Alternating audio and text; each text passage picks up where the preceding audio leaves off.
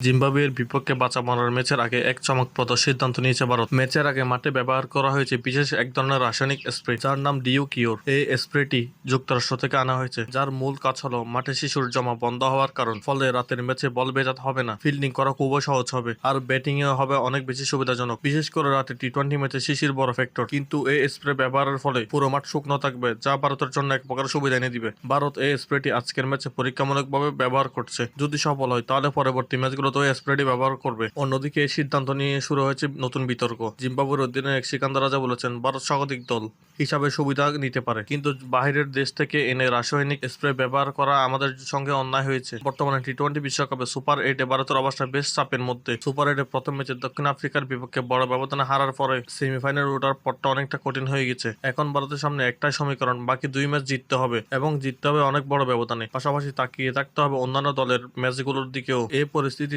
জিম্বাবুয়ের বিপক্ষে ম্যাচটি ভারতের জন্য হয়ে উঠেছে বাঁচা মরার লড়াই। দেখা যাক শেষ পর্যন্ত এই ডিকিউর স্প্রেটা কি ভারতের ভাগ্য বদলাতে পারবে, নাকি আবারও হতাশ করবে।